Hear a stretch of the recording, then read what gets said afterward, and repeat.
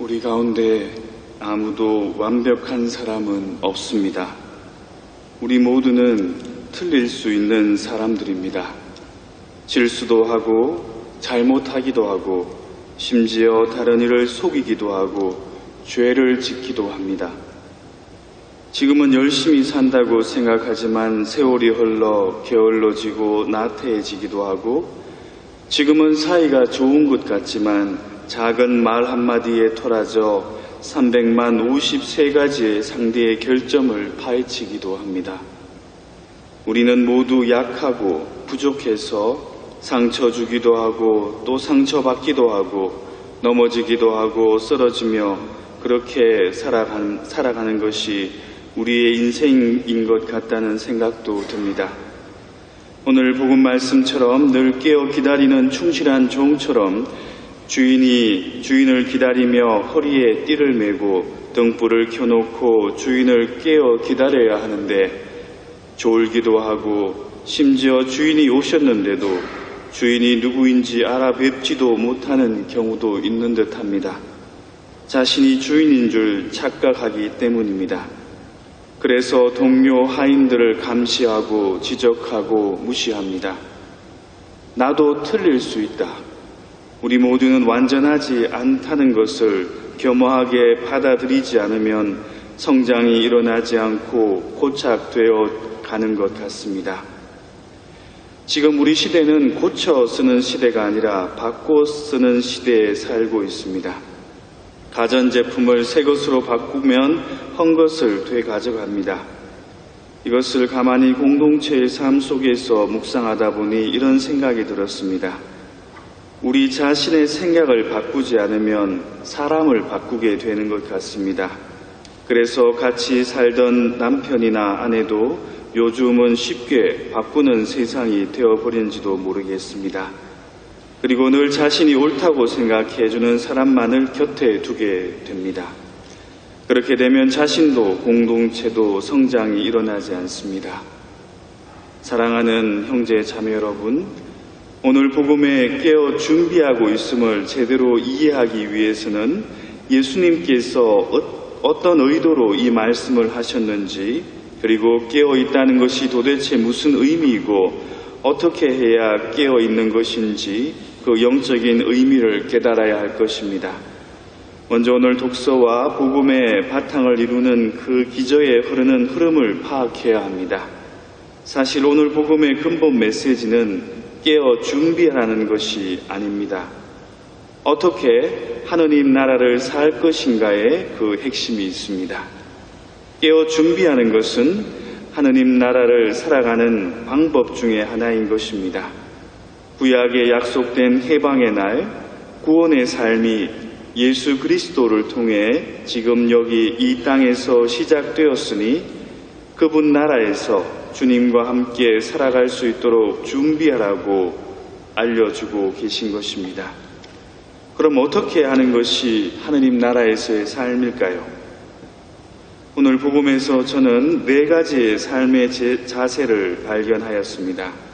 먼저 믿음의 삶입니다. 오늘 복음의 첫 구절은 이렇게 시작합니다. 너희들 작은 양떼야 두려워하지 마라. 하느님께서는 그 나라를 너희에게 기꺼이 주기로 하셨다. 하느님께서는 우리 모두를 당신 나라의 삶으로 초대해 주셨습니다. 작은 양들로서 목자의 음성을 잘 알아듣지 못할 때도 있고 실수할 때도 있고 어디로 가야 하는지 잘 몰라 방황할 때도 있습니다. 하지만 두려워하지 말고 하느님의 약속을 믿으라고 일러주십니다. 오늘 제2 독서의 말씀처럼 아브라함과 같은 믿음을 가지라고 하십니다. 둘째는 재물에 집착하지 않는 마음과 자선의 실천입니다. 그것은 이어지는 구절에 잘 나타나 있습니다. 너희는 가진 것을 팔아 자선을 베풀어라. 너희의 보물이 있는 곳에 너희의 마음도 있다. 예수님께서는 영적인 하늘의 보화를 위해 지상의 재물을 이웃과 나누며 세상의 재물에 대한 집착에서 벗어나 우리 마음을 하늘의 삶에 두라고 가르쳐 주고 계십니다.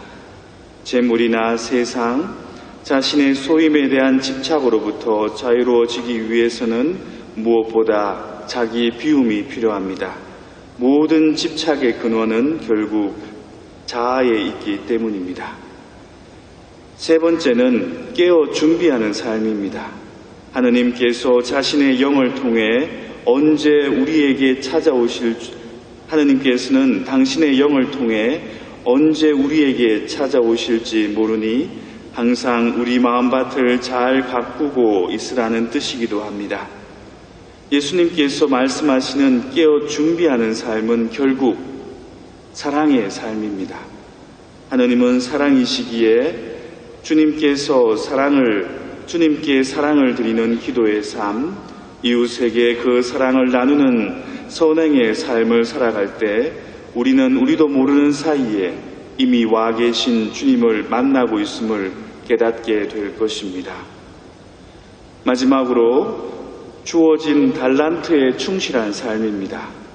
오늘 복음 후반부에 나오는 많이 주신 사람에게는 많이 요구하시고 많이 맡기신 사람에게는 그만큼 더 청구하신다라는 말씀 속에는 각자에게 맡겨진 역할과 달란트가 다르다는 것이 포함되어 있습니다. 그 역할과 몫이 다를 뿐이지 모두가 자기에게 주어진 하느님 일꾼으로서의 역할에 충실할 것을 당부하십니다.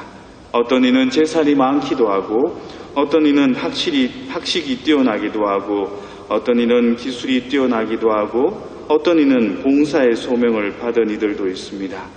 비교하고 판단하고 자랑하기보다는 모든 것이 하느님의 것이고 모든 것이 하느님의 영광을 위한 것이라는 것을 깨달을 때 자기가 받은 달란트를 땅에 묻어두고 원망하기보다는 감사와 은총으로 공동체 안에서 하느님 나라를 지금 여기에서 누리며 살게 될 것입니다. 자매 형제 여러분, 그런데 믿음의 삶, 집착하지 않는 삶, 깨어 준비하는 삶, 그리고 주어진 달란트에 충실한 삶을 산다는 것이 말처럼 쉽지가 않습니다. 고통 앞에 믿음을 잃기도 하고 하나의 집착에서 자유로워진 듯하면 다른 것이 우리를 유혹해 옵니다. 깨어 준비하여 사랑이신 주님을 맞이하고 싶지만 또 우리는 졸고 있습니다. 마음은 하느님이 아닌 다른 것을 향해 날아갈 때가 있습니다. 열심히 일하는 사람에게는 더 많은 일을 시키기 때문에 점점 지쳐가기도 합니다. 하지만 하느님께서는 우리의 약함을 누구보다 잘 알고 계십니다. 그 약함을 통해 더욱 겸허해지고 잘못과 죄를 통해 오롯이 당신께 의탁하는 이는 이제 자신의 것을 포기하고 주님의 자유와 주님의 평화 속에서 사는 법을 배우게 됩니다. 오실 주님을 기다릴 필요가 없게 되었기 때문이죠. 이미 주님은 우리 가운데 계심을 알고 느끼기 때문입니다. 서둘지 않고 묵묵히 하느님의 때를 기다리며 그분의 뜻이 이루어지기를 기도합니다. 주인의 큰 사랑을 믿고 신뢰하기 때문입니다. 그래서 함께 사는 가족이나 공동체의 형제들을 그분의 마음으로 신뢰하며 기다릴 줄도 알게 됩니다. 이것이 바로 하느님 나라에서의 삶이요 깨어 준비하는 삶인 것입니다.